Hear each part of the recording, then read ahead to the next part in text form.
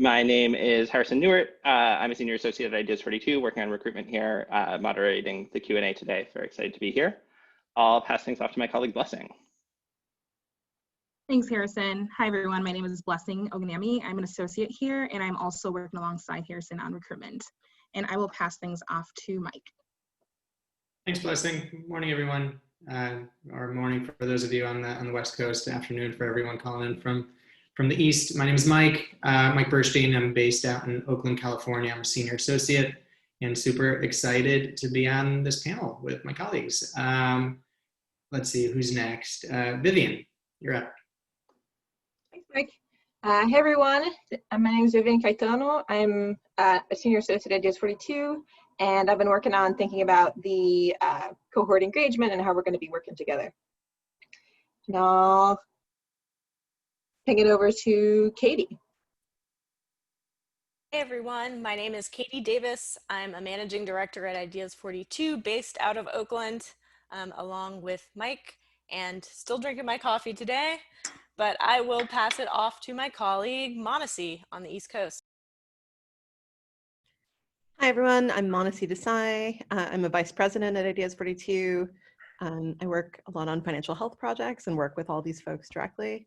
And I'm based in New York. Very excited to meet all of you.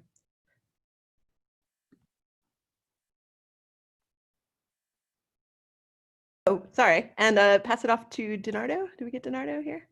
Cool. Yeah, hi everyone. I'm Donardo Rodriguez. I'm an associate here at Ideas 42.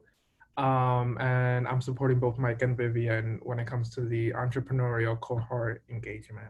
So yeah, I think that's everyone, no? So I'll pass it over back to Harrison or Mark for next steps. That's great, Donardo. Thank you so much. And I'll note, folks, we're up to 38 participants. It's awesome. Thank you for the new folks who just joined. And before moving on to the section of detailing the focus of this next cohort, I want to contextualize. We're here to think about how we can bring our skills and talents as behavioral scientists and software developers and match those with yours across the country, individuals who care deeply about solving problems that matter to Americans. And we're here to focus on the financial health and well-being of low and moderate income people in America. And we're looking for 4 incredibly talented, focused, passionate individuals to come work for us and work with us. And our focus of our first cohort of 18 months long is going to, my colleague Mike is going to walk us through. And so Mike, why don't you take it from here and talk us through our focus area? Sounds good. Thanks, Mark. So, you know, what's the real reason we're all here today? Obviously, we're here to answer your questions about the Venture Studio and to tell you about the studio, and you're here to learn about it. But I would say the real reason that all of us are taking time out of our Saturday to hop on this webinar is because we all care deeply about social and economic inequity in this country. And not only care, but are all motivated to do something about it. And the quote unquote war on poverty was launched by LBJ over 55 years ago, and progress has been made. The poverty rate has indeed fallen, but poverty in the US still impacts tens of millions of people, and is being made worse every single day by COVID-19. And so, you know, some startling stats based off of a survey that was done last month. 1 in 7 households with children don't have enough food to eat.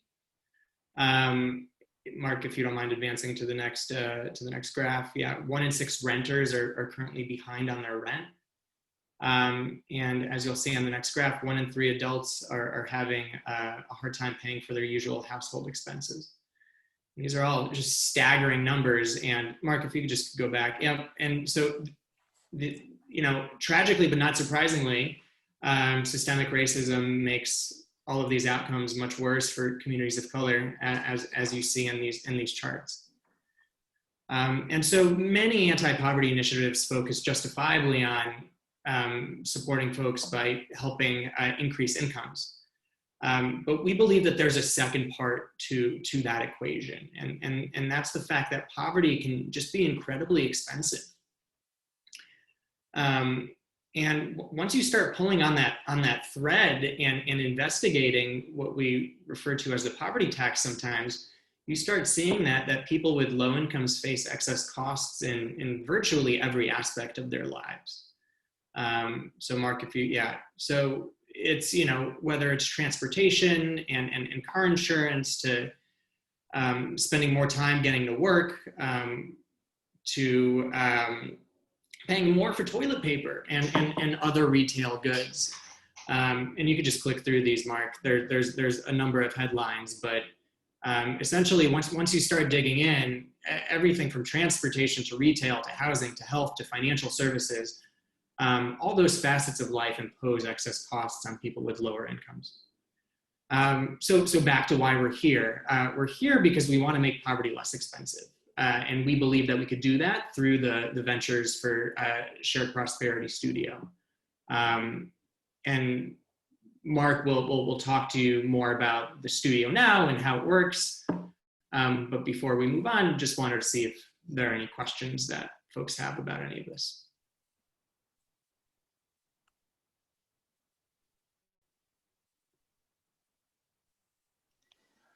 Awesome, great. So I'm going to promote some questions to answer live. One thing I see here is I'm interested in knowing more about the organization's awareness and interest in what are known as welfare cliffs for safety net recipients. That question is from Renee. Thank you for that question, Renee. Mike, I wonder if you have anything to say about that within the sort of excess costs framework. Yeah, for sure. I mean, that's something that we think a lot about in our economic justice work. We put out a paper a few years ago called Poverty Interrupted, where you could read more about how we think about benefit cliffs and kind of our overall framework through which we think about poverty. There's also a wonderful nonprofit named Leap Fund that specifically does work around benefits cliffs. So I encourage everyone, we can share their website, but it's a great example of a social venture that's been made to tackle this specific problem.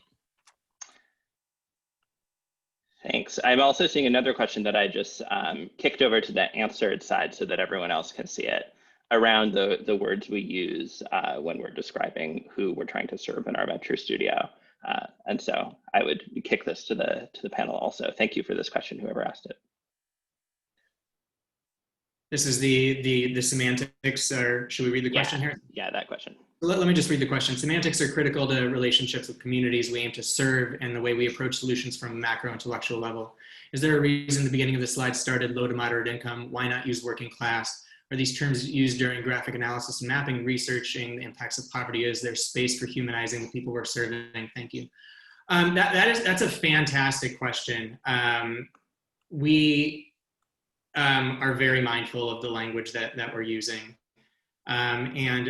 This is one vertical of a larger effort that we have. The two other verticals involve implementing policy around many of these issues, but the third vertical is around narrative change, and is all about how do we change the narratives around poverty, the harmful narratives, the many harmful narratives that exist. So this is a question that we're certainly thinking about, and are happy that folks on the webinar are thinking about as well. Any of my colleagues have anything to add? I just want to jump in briefly on two critical points here. A theme throughout in everything we do, and please call us if you find us not, is honoring those who are looking to support and collaborating with them. And as my colleague Anthony Barrows so eloquently says, ask people what they want. And a theme, and we'll talk about this in a moment around behavioral science, is helping people follow through on their intentions, helping people be the people they want to be, not the people I think they should be or you think they should be, but helping people be the person they want to be.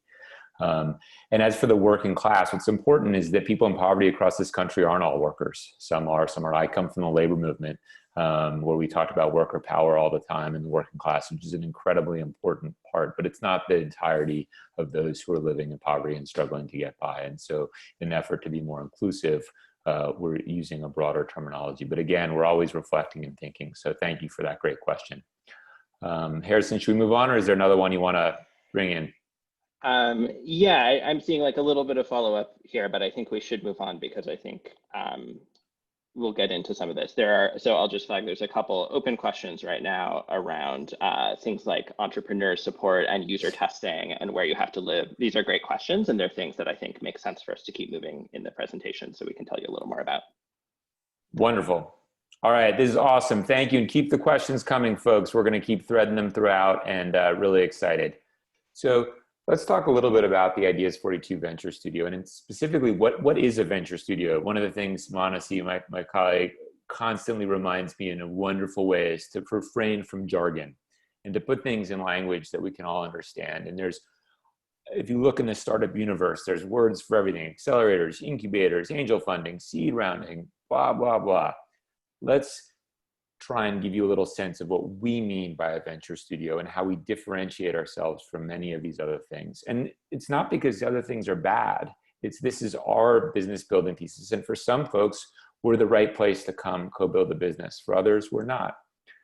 So we hear a lot in the media about incubators, accelerators, seed funding rounds. Each of those entities is really expecting an individual or a team of people to come with a pre-existing business or business idea for support. So if you join in the incubator and accelerator, they're asking you to come and say, here's my business idea. I already have a product. There's a few users. I want your help to grow it. That's awesome and super helpful for people who have a business idea and have access to capital and have invested in that. But we think it's important to go further upstream, to find individuals, perhaps many of you on this call today, who aren't sure exactly what business they want to build and may not have access to the resources or the knowledge of what it takes to scale a software business, but have a passion and enthusiasm for doing it. And that's what we're here to do at a venture studio. We work together.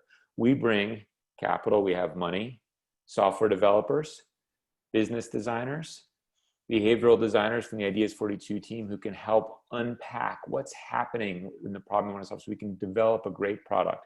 So we work together. The venture studio experience is a much more unified, connected opportunity for us to collaborate rather than a space for you to just grow your own idea, which is wonderful. Again, I'm all for incubators and accelerators. They're great. They're just different. And so that's how we sort of think about our role in this ecosystem. And how's our model? What's important about our model is not only are we working together, but we're also giving it time. Building a great business is really hard and takes a lot of time. And we're going to work directly with you for 18 months to work through a series of roughly 6-month chunks of time to identify first, in the first 6 months, identify the opportunity that you care about and do some research in partnership with my team and broader Ideas 42 community and develop a prototype product. What is this product going to do? Then in the next 6 months, we're going to go and we need to sell this product. It's going to be a functioning business. We've got to have a buyer. So go out there and try and find people who will pilot this product with us. And in the same period of time, developing a working model, developing with our software developers a working version. And once you've sold pilots and have a working version, then we're going to go out and we're going to raise additional capital in partnership with you to scale your business and successfully deploy it. This isn't a 4 to 6 week sprint. That's just not how building a business works. You can't do it in a weekend. It takes time, and we're here to help you the whole time. And as I hope is clear throughout, you're getting paid. This is work, and we know that your lives are complicated, busy, everybody's life, and we want to give you the space and the time to be awesome. So that's a rough articulation of our model. I want to see, before going on to this next section, Harrison, are there any questions that you think we should address before going on to the next section? I think that there are lots of great questions coming in here, but we should keep talking about the model and pass things to Vivian and then maybe pause after that. Wonderful. So now we're going to talk about the specific kinds of businesses we're looking to build and how we think about building them. And my colleague Vivian has done incredible work articulating and describing this process and digging into detail. So Vivian, please walk us through this section. Thank you. Thanks, Mark. All right, so in this studio, we're going to be working towards developing behaviorally informed software-powered businesses. And I want to go into each of these elements to sort of build the picture of what this is going to be. So our first descriptor, and Mark, you can click next to show the first bubble. So this first descriptor is that these businesses will be behaviorally informed, which means we're going to be drawing on insights and tools from the behavioral sciences, whether it's psychology, economics, or other social sciences, to make decisions about what to be working on, but also to actually design those products so that they're helping people do more of what they want to do, and also so that they're designed based on how we know people actually behave. And since this behavioral perspective is going to be a big part of how we'll work together, I'm going to take a moment and sidetrack a little bit to tell you a little bit more about how this perspective influences how we think about problems and also how we think about designing solutions for the way people actually behave. You can go to the next slide, Mark. So an example we like to use to illustrate this behavioral perspective is a story about the B-17, which was a fighter plane from World War II. But it was a plane that had a big problem, and you'll see that problem on the next slide, which is that it kept crashing. And this was a little bit unique to this plane. It was crashing more frequently than other planes would have been crashing. And the military wasn't really sure what was happening, whether it was something wrong with the pilot, something wrong with the plane. But ultimately, the person who solved this problem was a psychologist. And the way he solved it was by going into the cockpit, so the place where the pilots were making those decisions and landing the plane. And he noticed when he was in the cockpit learning about those different levers that there were two levers that did very different, important things that were right next to each other and looked and felt exactly the same. So Mark, you can click to the next visual over there. So you can see these two levers look and feel exactly the same, which means that leaves opportunities for people to grab and pull the wrong one because it's hard to distinguish them. So the psychologist suggested attaching a wheel-shaped object to one and a wedge-shaped object to the other to differentiate them. And that was what solved the problem. So what that did was that it made it easy and intuitive for pilots to know what they were pulling and to make those decisions in the moment and to pull the right lever. Which the overall moral of this story is that even pilots, people who are well trained to do a very specific job and who are doing a job that can be life-threatening, landing a plane can be disastrous if you do it wrong, even they will crash land their planes if you put them in a context that's poorly designed and that doesn't make things easy for them to do and might make things even actually difficult to follow through on. Another way to put this that's not related to planes in any way is on the next slide, which is that context matters. And this is what drives a lot of our work and a lot of the way that we look at problems. And when we're looking at people's behavior and we're trying to understand and support or change behavior, we really start with the context itself and trying to understand what about this context is either making a behavior difficult or supporting certain behaviors, and how can we change that context rather than trying to change the people. And there are all kinds of contexts all around us. Cockpits are this physical context, but we also know that society and the people around us are a kind of context that affects our behavior, processes we have to go through to get benefits, for example, and even the ways that products and services are designed. These are all contexts that we can change and contexts that really affect people's behavior and their likeliness of following through on certain behaviors and goals. So when we're building these businesses, we're going to be working together with you to try to understand what part of the context is making it difficult for people to achieve their own goals and to do the things that they want to do. And that's really the crux of this behaviorally informed element. So that was the behaviorally informed piece. You can show the next bubble, Mark, which is the software-powered element. So we're focusing on software powered because these are businesses that are scalable, but also adaptive and flexible. You'll have data and you'll be able to understand how your users are actually using your product, the different challenges they're facing, and you can adapt and grow with them. Then the last element here is that these are ultimately businesses. So as Mark said, they'll need to have buyers. And to make the software powered business part a little bit more concrete, lots of the biggest companies today are software-powered businesses. Google, Netflix, Square, which can pay for things with, Zoom, MailChimp, TurboTax. These are all companies that have software as their main product, and you're accessing it through your phone, through your computer, or any of those sorts of mediums to get to the cloud. Next slide. So with all that said, again, I'm going to re-highlight that you're not going to be going at this alone. Our studio team is going to be helping you narrow in on opportunities that are well suited for this behaviorally informed, software-powered business. And we're also going to help you create those businesses. So the behavioral science and design support, we're going to be helping you understand and work and learn about those contexts through research methods, but also things like user testing as we start to design products. So that was, I know, one of the questions in there. This is our bread and butter. So we'll be teaching you and working with you to take the most advantage of those tools. And once you have an idea for a product, we'll also help you design that product to make sure it's actually addressing the barriers and the problems that we found in the context and the challenges people told us that they face. The software-powered piece, you'll have technical support to help you build the product. And then, of course, in the business building piece, we'll have people helping you evaluate market opportunities, build business models, go out and sell the product, and all that. So we'll be helping you throughout each of these elements. Next slide. So this was, I'm starting to see questions coming up, so it seems like a great moment to pause. Yeah, there are so many good questions about entrepreneur support here. I just want to say we set this up so that we sort of are moderating questions, knowing this was a public Zoom link. My sense is it actually makes sense at this point to make sure that everyone can see the Q&A board. So I'm going to change the settings there. While I do that, there's some great questions here around user testing. I wonder if Vivian or Monacy or Katie, people who think really deeply about Ideas 42 and user testing, might want to speak a little bit to like the user voice experience within the studio. Yeah, so I can jump in and say that user testing is going to be a key part of developing these products and working or finding these solutions.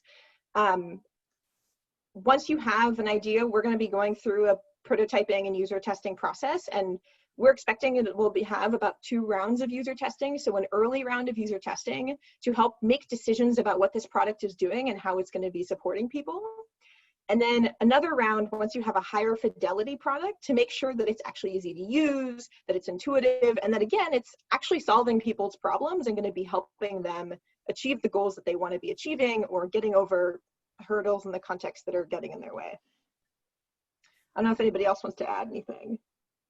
Yeah, I think our perspective on user testing kind of reflects our general philosophy, which is that if we're going to be designing products for particular populations, we want those populations' voices to be front and center as we like decide on the product ideas, as we think about how our designs are, whether they're actually serving these populations, whether there are things about them that are causing hassles or not useful, et cetera. And so I think along our process with the entrepreneurs in this cohort, we'll really have different touch points where even in this complicated COVID era, we'll make sure that we have kind of beneficiary voices front and center as part of the design process.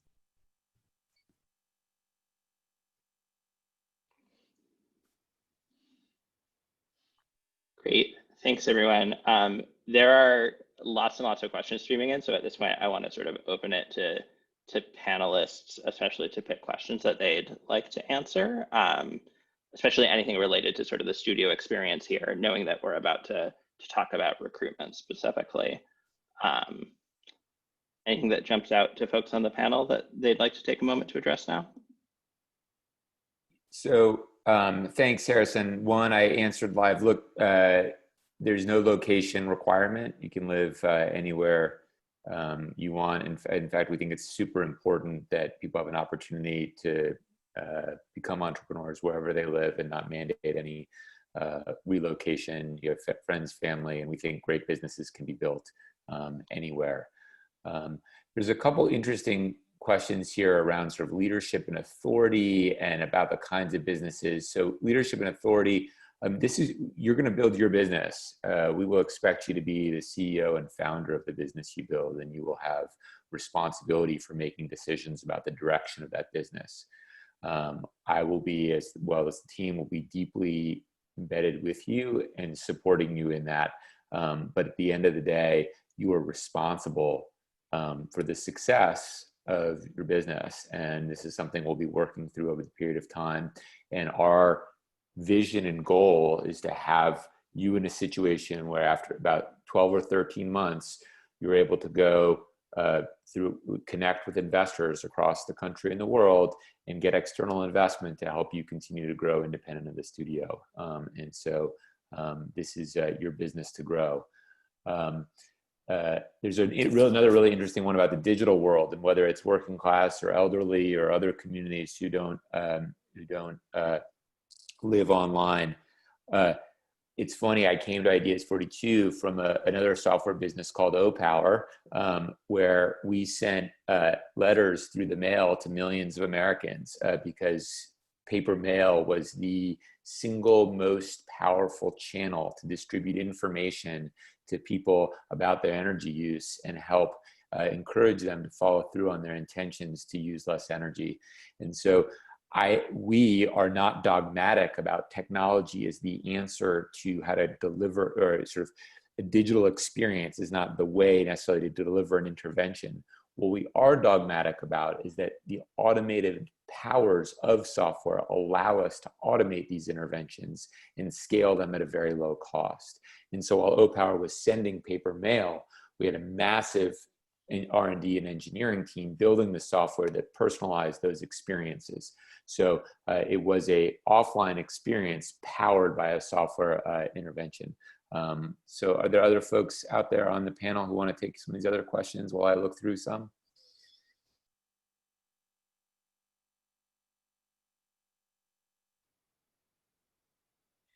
If I can make a suggestion on maybe one question that we should do before transitioning to recruitment, and I want to make sure there's just sort of like a large Q&A time at the end of this.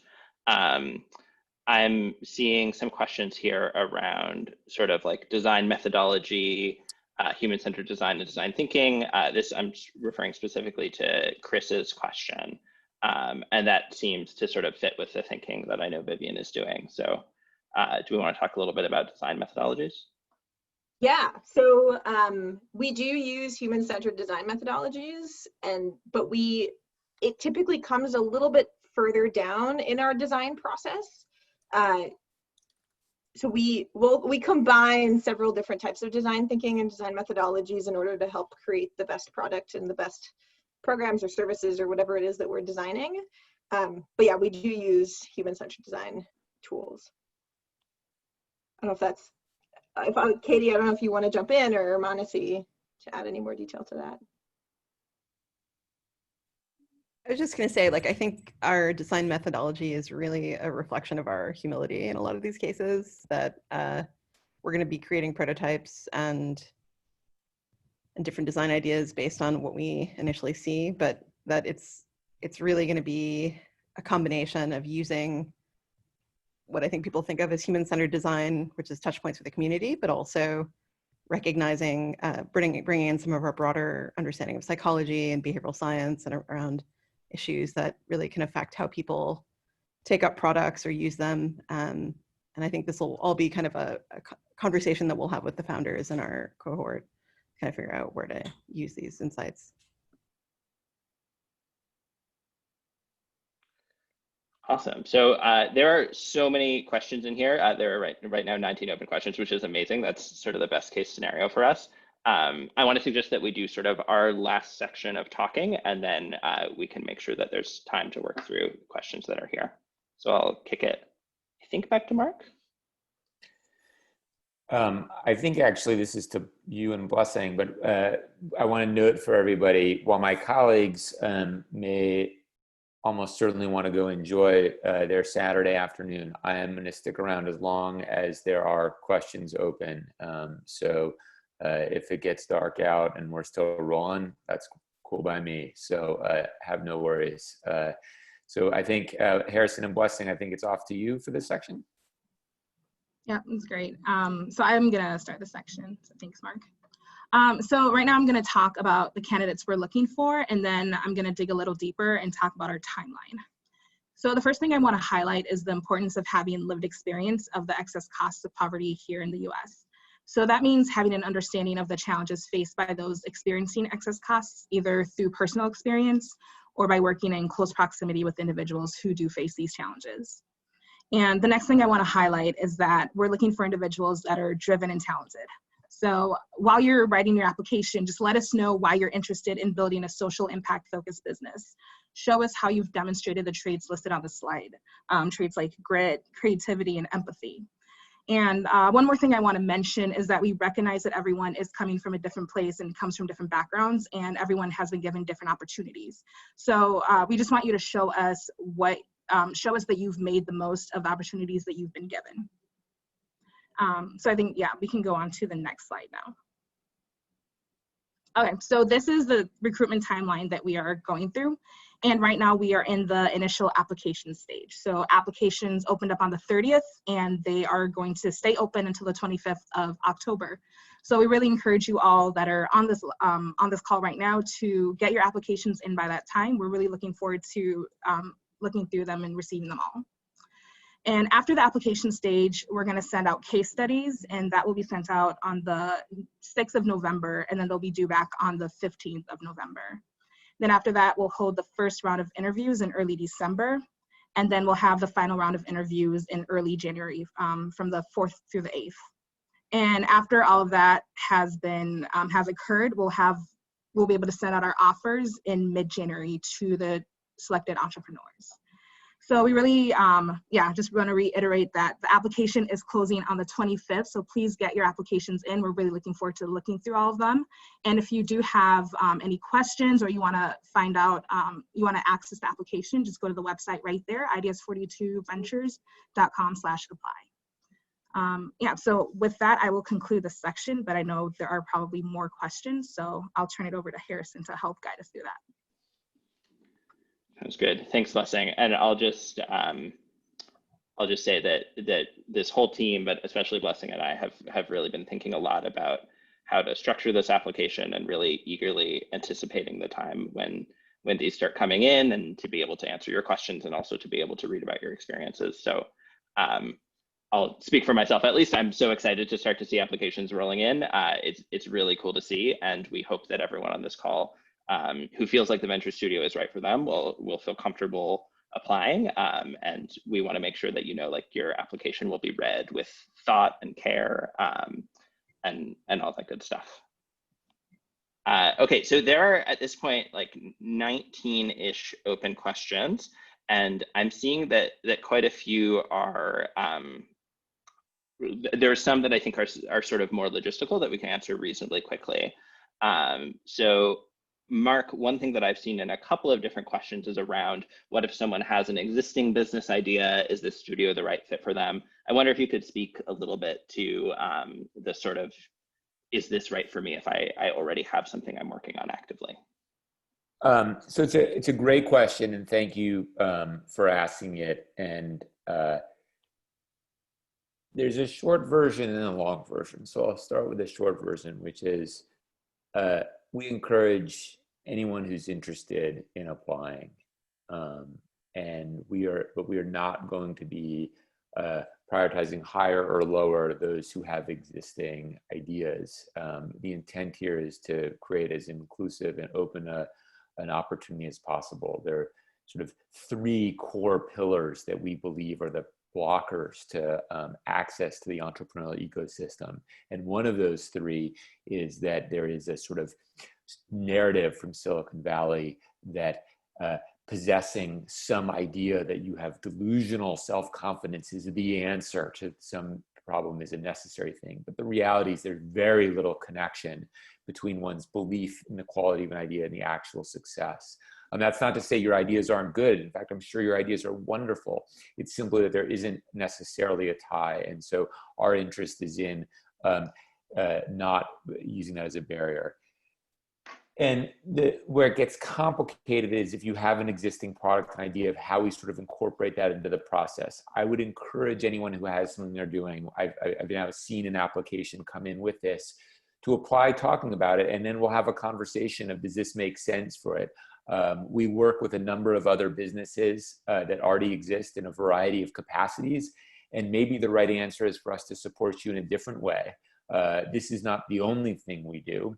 And so this may be a situation where we think there's a great opportunity for collaboration in a more lightweight way, or it's an incredible opportunity for us to work together through this exact process to do it. So a short answer is apply away. Long answer is it introduces some complexity, but complexity is what makes many things fun. So hope that at least sort of answers your questions. What do we got next? There's so many in here, Harrison. It's great.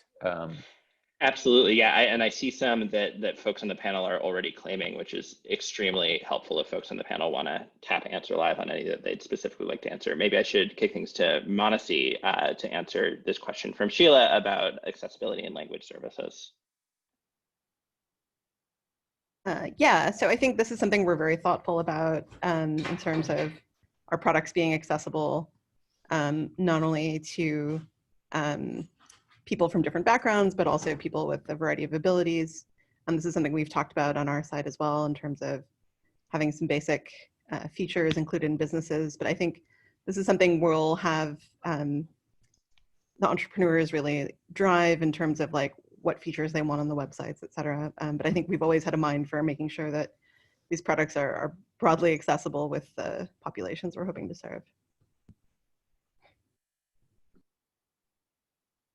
Thanks. Thanks, Manasi. I'm seeing a good question from Jason here around leadership and authority that looked like Mark had claimed. So do you want to chat about that, Mark? Sure. And I think there was a follow-up from Jonathan as well on that, if I'm reading it correctly. So I'm going to answer that one. So Ideas 42 is a nonprofit, and the Venture Studio is owned by the nonprofit and is a public benefit corporation. With that, we have a commitment and a mission to live up to our core values. That imposes discipline and a requirement on us that I actually think is quite helpful. But it does mean that in the early stages of the business development, it is not exclusively the decision of the entrepreneur of what business and what product to build. That's the nature of this. We are co-building a business with you. And it isn't because we have some interest in controlling your decision-making process, but because we have a vision for building products that improve the well-being of low and moderate income people in America. And we are not going to build businesses that we think will not do that and will not help people who need it.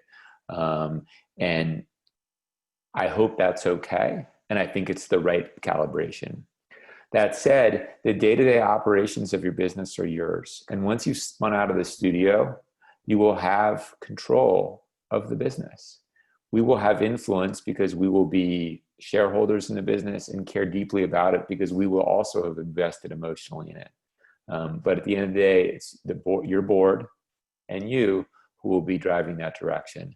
And there's a tremendous, there's some really interesting research out there about the importance of and the value of sharing control to delivering successful business outcomes. And we think this sharing is the best path to growth. So Harrison, I don't know what's next here. Yeah, so we've had a few questions about the funder for the studio that I think are totally fair and good questions.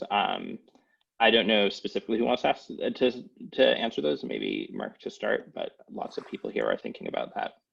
Yeah, no, and I appreciate the question, and thank you for bumping it, Jonathan and Edric, I think, for raising it initially. So the Wells Fargo Foundation, like many large institutions across the U.S., has a large foundation, and they historically have given away about $350 to $400 million a year. And this is all public information. I'm not sharing anything that's not. You can all look this up yourselves. And historically, Wells Fargo's money had come in the form of small to medium-sized grants to community organizations.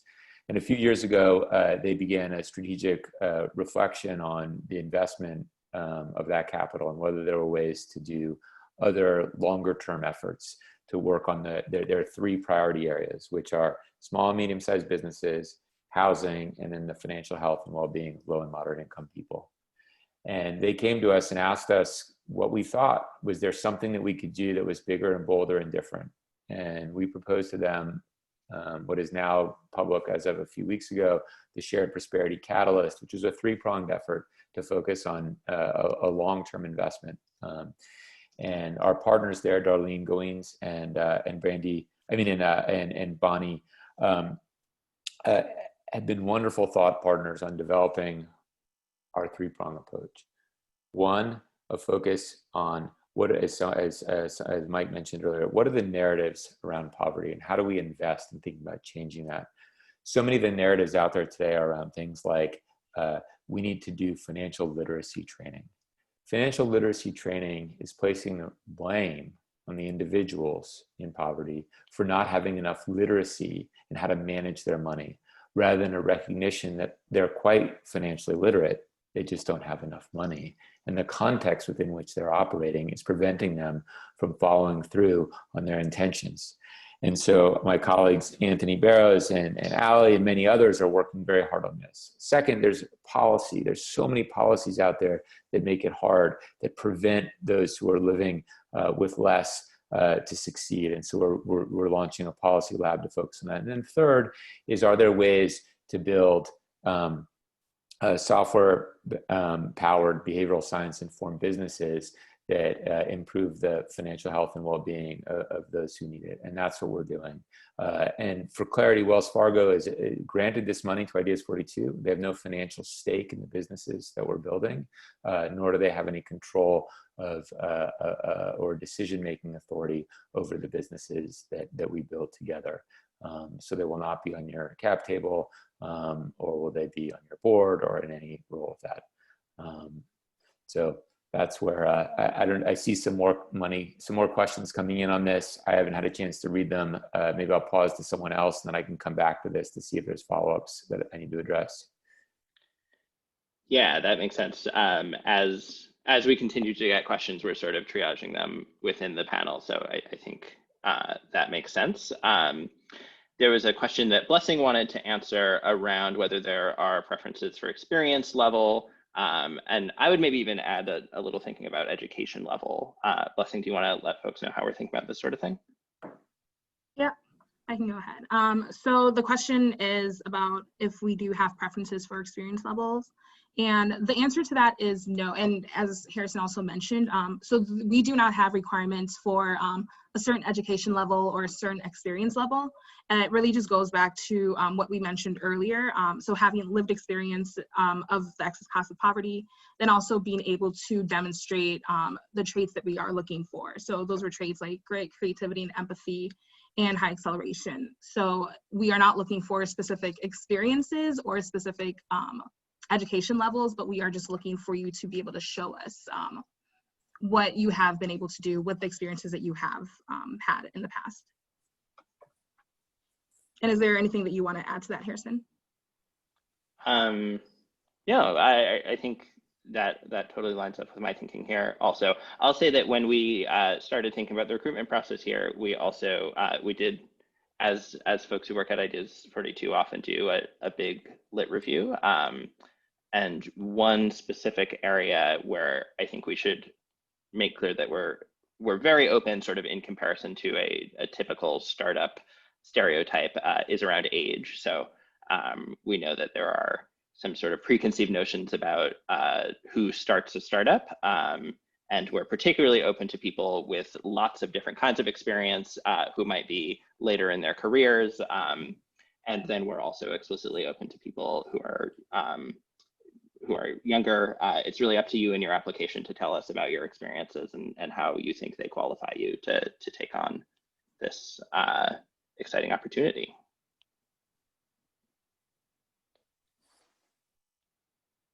Awesome. There was a question here that Vivian was going to take around Rodrigo's question on B2B businesses. I see Mark raised his hand on that one also. So maybe I can kick it to Vivian first and then to Mark.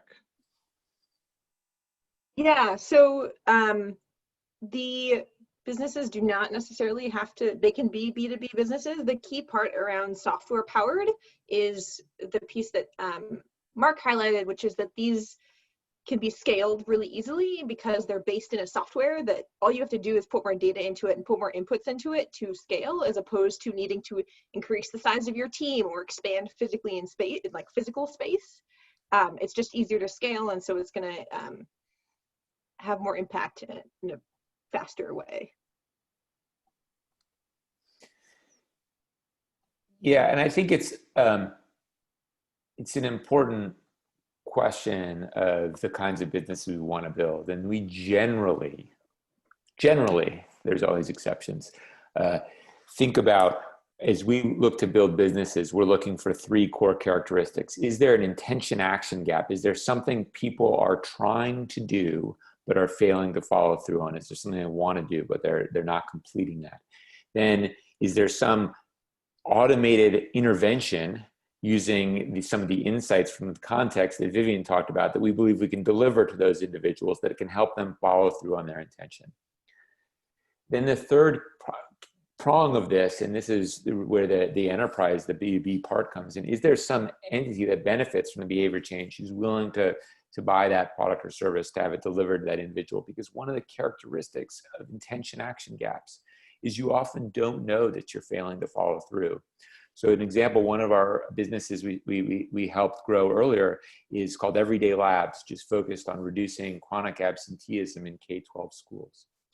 And one of the key insights from the research done before building that business was that the parents and guardians of chronically absent students radically underestimated how many days their kids or their guardians were missing, and thought the number of days their kids were missing were pretty typical. And it wasn't that they didn't want their children to go to school. They thought they were going. They didn't have the information in a format that was digestible, understandable, and actionable. And the business works with school districts who themselves care about getting kids to school for lots of different reasons, not the least of which is their mission is to educate children. The point is that finding that enterprise is really, really important. Awesome. Sorry. So there were some other cool ones in here. Harrison, what should we take here? Yeah, next? so I want to pass things to Manasi next. There's a great question here around DEI efforts at Ideas 42 that she wanted to answer. Yeah, happy to talk about this. I think Ideas 42 is as someone who's worked in a few workplaces before, kind of a unique place where I think we're open to really taking a critical look at our DEI issues within the organization, our diversity issues. We actually do a lot of active tracking of not just like the composition of our teams, but also the experience that our teams are having. We have a couple of different task forces that look at redesigning our own internal processes. So we've redesigned our recruitment processes, we've redesigned some of our evaluation processes, really trying to draw from a lot of the kind of research out there on what are common forms of discrimination within the workplace. We're currently working with Time's Up now on a set of on a report about workplace discrimination. And so I think we recognize we're not at where we need to be, but it's kind of a unique place in that we are constantly talking about it openly. And we've been doing it for years in terms of like how we can improve our processes to make them more equitable, to foster belonging, to help make sure we are benefiting from a diversity of perspectives in our work, ultimately thinking that that's a path to success for us as an organization.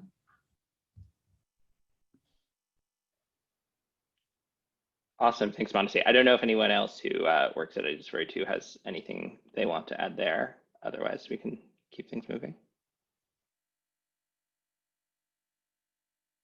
Great. Well, Mark, another question that I see that might be well served by you is around Ideas 42's nonpartisan status and whether that extends to businesses in terms of customers.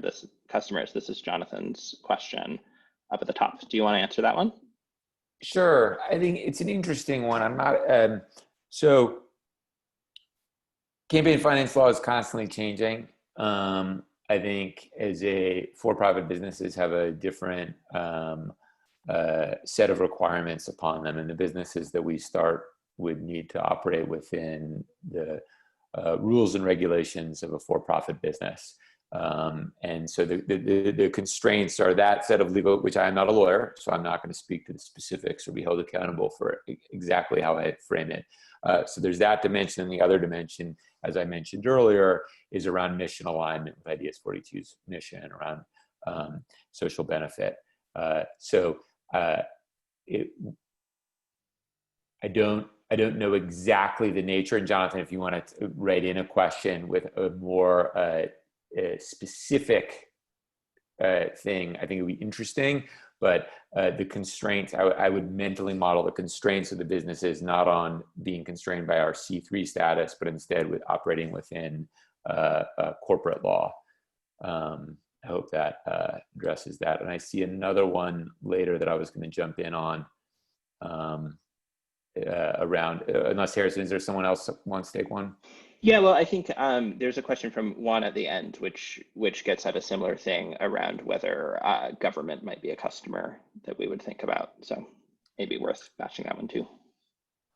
Great. And so the answer is yes. Government is frequently a buyer. One of our other businesses that we've started recently is focused on working with individuals departing incarceration. So this is Virgil, and we work currently with probation and parole offices as the buyer, but our customer and the individual who we are focused 100% on is the individuals who are departing incarceration. And one of the key important themes throughout all of our work is that we deliver value to our buyer, if it's an enterprise like a government, by helping the individual at the end.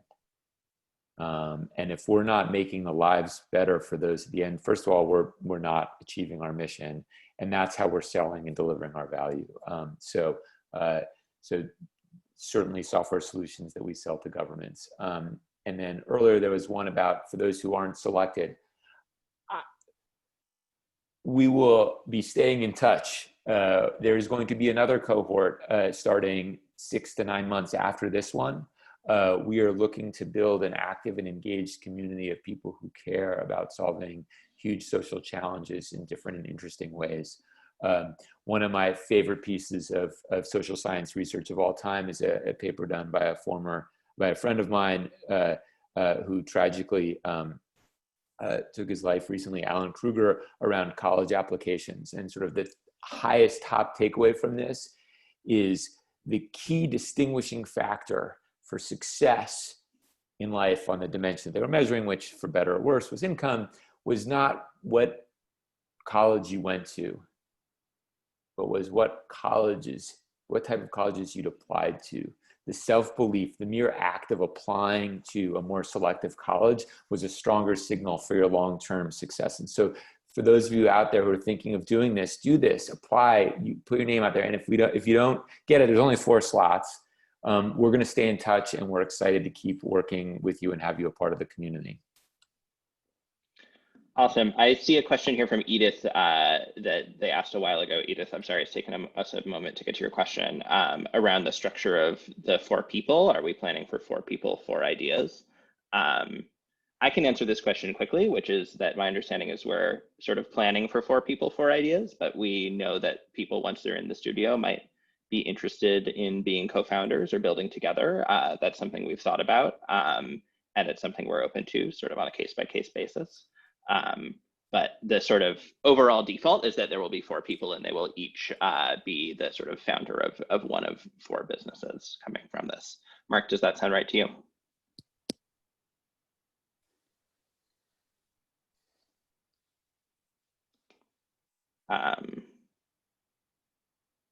Cool. Okay, so there's, I'm continuing to sort of clear things that are more commenty out just so that we can make sure that we're surfacing the biggest questions. We're about to hit noon, so I know that some of our panelists are going to have to drop. So Ideas 42, thank you so much for being here. If you have to head out, totally understandable. Mark, at this point, should I sort of just turn Q&A over to you? Do you want to sort of address these last? Sure. So I'm gonna stop sharing. I think that may allow people to see more people at once or something. I don't know exactly what will happen, but yeah. So before folks go, first of all, to the Ideas 42 team here, thank you, amazing. You're such an incredibly talented group, and there's so many others. And I'm gonna stay on and keep answering questions, but enjoy the rest of your Saturday, and we're gonna do this again. And those of you on the phone who are dropping off, please, we encourage you to apply, tell your friends and others. I am a strong, strong believer that sharing opportunities far and wide is the best way to achieve success, both personally and for socially. With that, I'm gonna jump on this last one. Unless is there anybody from Ideas 42 who wants to jump in before before I plow through some of these Q&A?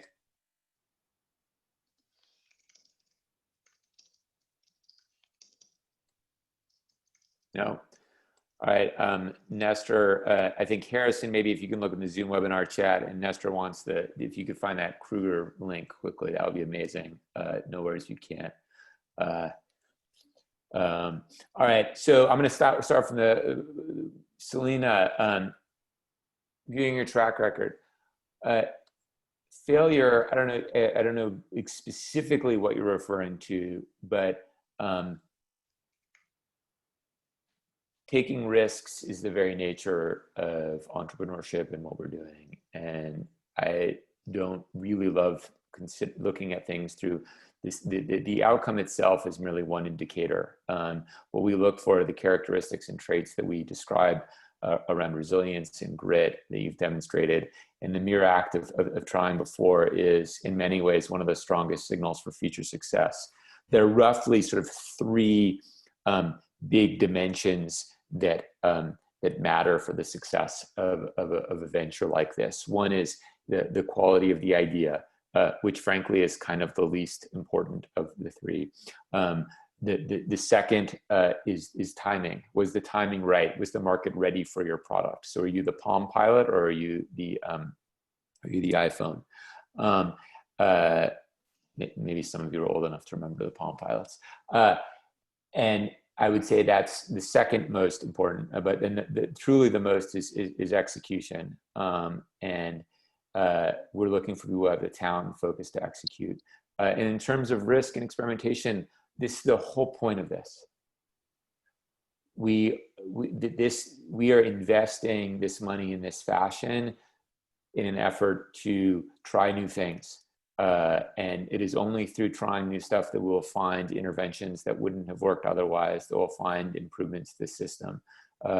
We have an expectation that some of these efforts will have a massive scaled impact. Others will fail spectacularly, and that's a feature, not a bug. Okay, great. Let me go to the top. Harley, a question about two people applying together. Apply together, great. We're designed around an individual applying, but if you want to throw your name in with someone else as a partnership, I'm happy to work through that. I'm not sure exactly how we'd handle it, but like that seems great. And we're not, as you'll note, we're not here to be dogmatic about the middle of the process. We have a strong hypothesis that it's important to widen the top of the funnel and access to entrepreneurship. And we have a specific thesis about how we can be useful and what our powerful levers are for solving important social challenges. But exactly how we go about doing it, what your background is, you're just out of college, you didn't even go to college, and you have passion and drive to do this, or you're later in your career and you want to try something different and take your learnings. So do all those things, you know, whatever comes up. So how I'm going to mark that as done. All right. There's space for everyone to keep pushing their ideas. Look, the universe of opportunity is enormous. There are when Mike and Donardo were looking into the excess costs of poverty, one of my favorite insights, which is like mind-boggling to me, was we were looking at rental apartments and security deposits for rental apartments. There are $40 billion sitting in escrow accounts for rental apartments in the US. This is rental people's money sitting inaccessible to them, money that's tied up that they could use to purchase valuable things that they need to lead a healthy, happy life. What's it doing in there? Is there something we can do to unlock that resource for people? And this is like, I mean, that's just one of many, many, many different things. So the opportunities are enormous, and it is only through your energy and enthusiasm and ideas and experiences, which the team that you're looking at here can bring a behavioral lens. Our software developers can support building products and experimenting and hopefully making a huge impact. So I'm going to mark that as answered live and done. We're like through 46 questions here, Harrison. This is like an epic performance. I don't know, is there anything else out there? I'd love to, we still got 32 people on live. I'm happy to answer more. Ideas 42 team, do you have any questions? I wonder if it's worth answering a question live that I answered in the Q&A through a typed response. There's a couple of questions about whether you have to have like coding skills to be a founder in our cohort, and like the answer is no, but like with more description, we will have a software engineering staff to help you create digital prototypes, minimum viable products, et cetera. So it's not just that we're advising you from afar, but we're actually like giving you some resources to help you get to a place where you might be able to pilot your product. And so you don't need to come in to this program expecting to like have to learn how to code in this. We really want your attention focused on like identifying the product and refining it over time. Yeah, software development is its own skill and challenge for which, it's awesome if you're a software developer, but you do not need one to be a successful entrepreneur. It is not a requirement, nor should it be a barrier. And we have an incredibly talented team and growing team of developers who are here to support you, to help bring the ideas that we develop to life. What matters is, do you really care about solving problems in this space? And are you prepared to work with us with a relentless focus on trying to solve this problem for month after month and year after year? And if those characteristics describe you, this may very well be a great opportunity for you. All right. I'm seeing a new question that came in.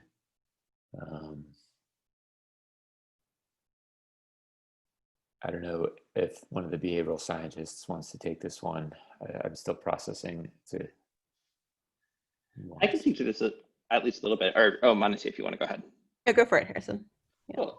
So I'd say the Ideas 42 staff on board has a pretty wide range of experiences, and you can see all of our bios over at ideas42.org if you're curious. Most of us, I would say, do not have PhDs. We're people who've pursued sort of a wide variety of backgrounds and who often have been sort of designing, implementing, running RCTs in the field, analyzing results, and thinking about those sorts of things. We do have a fantastic network of academic affiliates as Ideas 42, who really help make sure that we're tapped into the cutting edge of behavioral science and that we're applying concepts from academia appropriately and well. And so that's sort of a great network that we rely on, and is something that is sort of baked into Ideas 42 and the work we do. And I'm glad to hear that you're excited about the sort of BSci aspect of things. We always are as well. I would add, and just oh, go ahead. Sorry, please, Katie. I would add just a couple things here is that we do come from a wide range of backgrounds, practitioners, researchers, designers, but we do all have extensive training in qualitative and quantitative research methods. And when we do forms of experimentation that go outside of, say, the typical operations of a product, we do abide by human subjects research protocol. And we also often bring in our academic affiliates if there's something specific in our designs that involve human psychology. So we have a pretty wide network. You can check it out on our website of academics with different areas of expertise, and we'll often bring one of them onto a project to talk about something where they do have a very deep level of expertise, and that's something we're excited to do with the studio, is to tap their expertise in those areas as well. Yeah, and I'll just say, as somebody who came from more of an academic research background, there's something very liberating about the way I think we do behavioral design, in the sense that, like, we're really, the thing we care about the most is, like, how do we create a product that speaks to the need that people are expressing, and is designed in a way that people want to take it up and find it useful, et cetera. So when we say we're running tests, like, these aren't like, you know, obscure academic tests to figure out the value of some particular idea. They're tests to see, like, are people taking this up? Does this sort of framing resonate with people? And it's really a combination of, as Katie said, quantitative and qualitative work, but really focused on, like, how do we create the best kind of packaged product for the people we're providing products to. So I think it's a great kind of place in between kind of having some of the research tools and kind of psychological expertise from our academic affiliates, but also really being focused on, like, realities on the ground and what needs to be created to speak to those.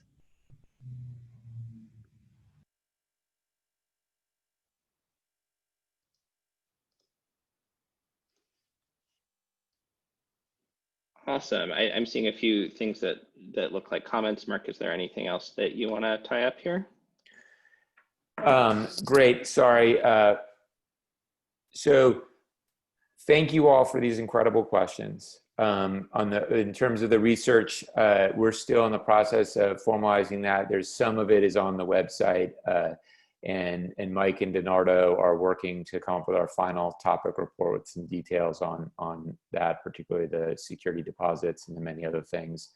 I encourage many of you to apply, spread the word to others who you think it may be a great opportunity for. We're going to do another one of these webinars soon, and I don't know, enjoy your Saturday afternoon, and I thank each and every one of you for listening in, and we look forward to reading your applications.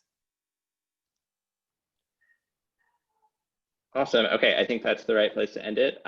Thank you, everybody, so much for joining.